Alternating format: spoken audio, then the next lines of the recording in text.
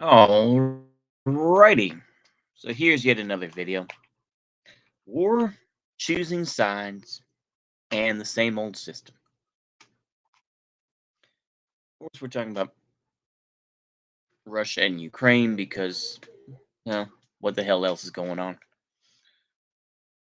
But more importantly, of course, all the war sucks, bro, sort of comments and whatnot. It's like, yeah, if you can't, like I say, if you can't articulate yourself more than war sucks, bro, um, to me, you're very simplistic, and you don't really serve a purpose. Is that ultimately you're gonna choose sides.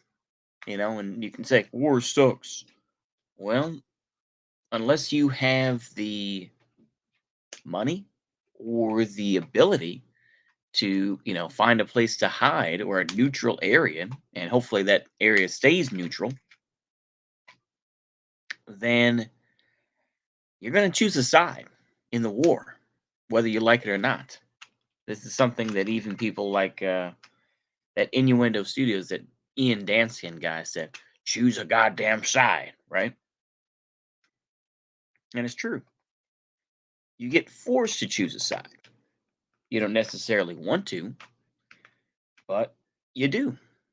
You have to choose a side because ordinary people don't get that choice all the time. They don't have that. You get conscripted, you are told this is what you're going to do, yada, yada, yada, right? There was a time when wars did change things, ultimately. And they have, like I said, wars still do, of course, in countries like Iraq or Afghanistan, or, well, Afghanistan is a whole type of thing, but or even Libya. But ultimately, it's the same old system, right? People want to talk about capitalism or talk about liberalism, or they want to talk about whichever you want to say, right? The globalization of the world.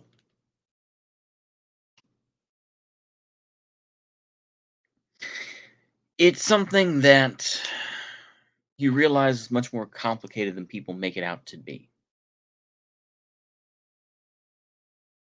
And when I hear this sort of stuff where it's just like, this continued cheerleading, albeit they don't really mean it that way. Of course, they'll say, "Oh, well, America's not that great and whatnot," or America's evil. But then they'll say, "Oh, the American military is second to none." Yeah, it's a matter of opinion. They couldn't defeat the Taliban, no matter how much they wanted to. Like I say, you can go ahead and say a lot of the networks were taken out, but it's like they still. Now, of course, you can have all the smart weapons, you can have all the drones you want. Thing is, though, is that there will be a time when drones, I think, will be taken down. It hasn't been shown yet, but I guarantee you, if war in the United States ever comes, believe me, there's going to be some folks who figure out how to take down drones. I guarantee it. You're going to find a way. And people are going to find out where these brave drone pilots are. And let's just say it's not going to be pretty. I'll put it that way. I can guarantee that.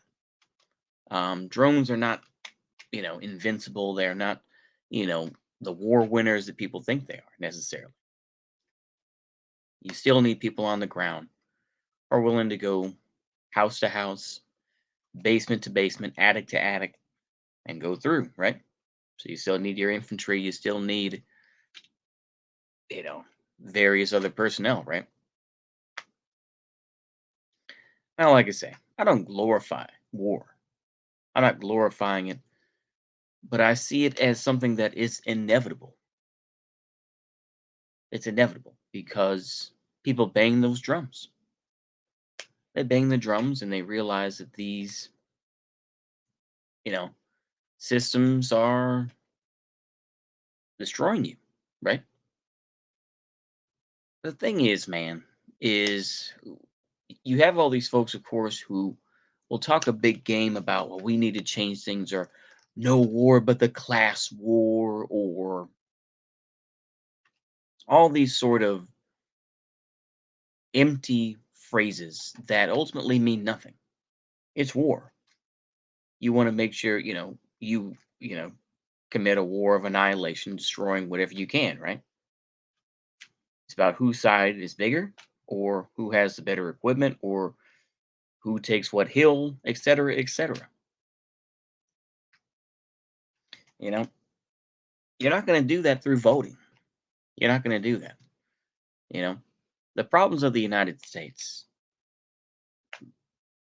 cannot be solved through voting. And I think that there are people who just don't want to admit that. They don't want to admit that those issues cannot be solved by just voting Democrat or voting Republican or supporting trans rights or whatever, right? And so, while I don't officially advocate for sort of conflict in the U.S., it's going to occur, at least on some level.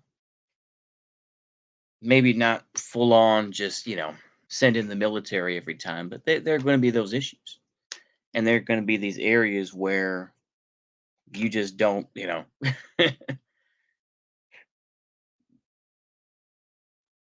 you just don't fuck around. And I think that's what's going to occur first.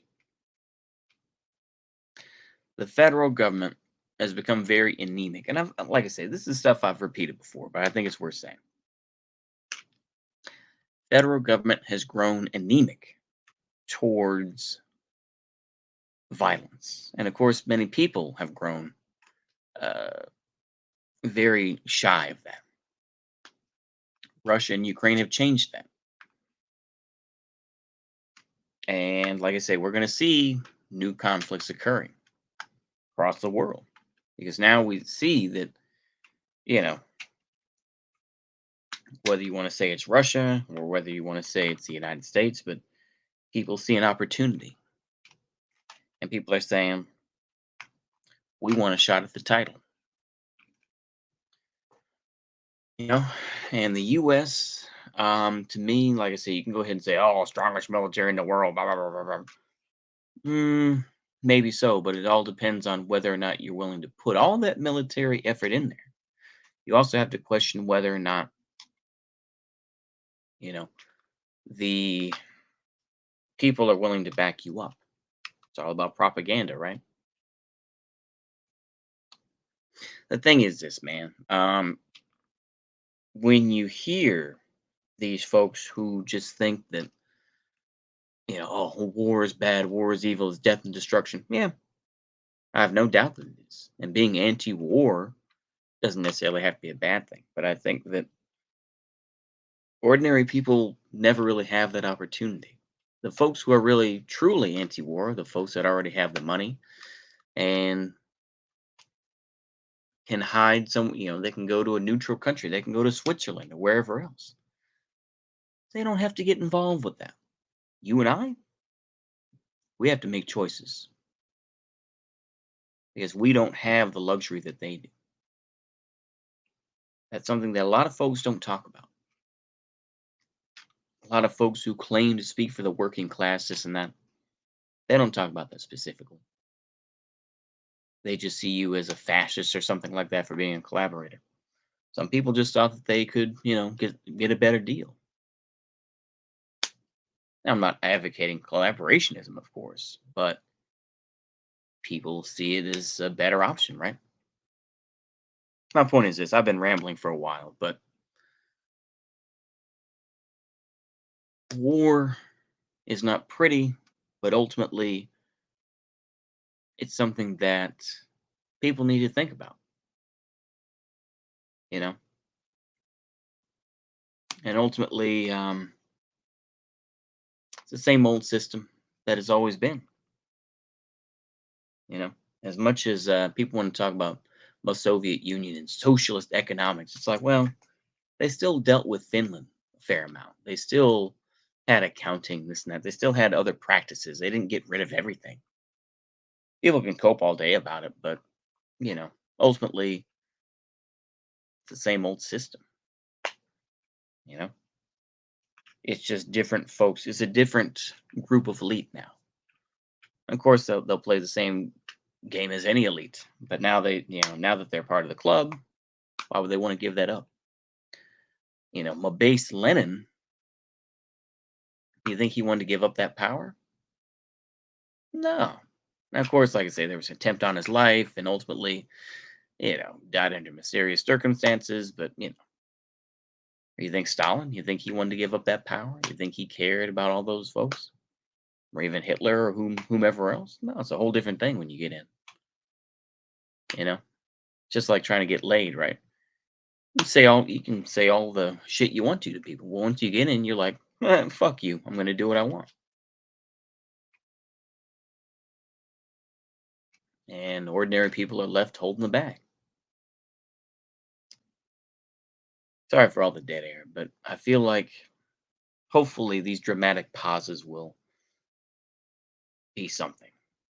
But I think that's all I really have to say about that. I think that folks, are plenty bloodthirsty on all sides about this. Of course, they will defend Ukraine, um, no matter what, and I think that's dangerous.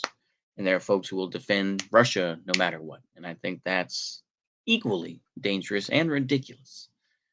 Same thing with Ukraine as well.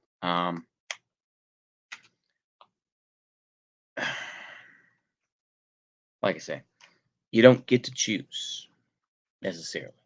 We don't all get the right to choose. And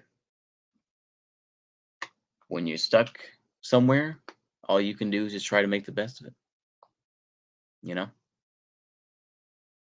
Anyway, I think that's all I have to say. Um, yeah, not really enjoyable, but it's more of a sobering video, hopefully. So, anyway, hopefully, y'all enjoy that. See you later. A goodbye.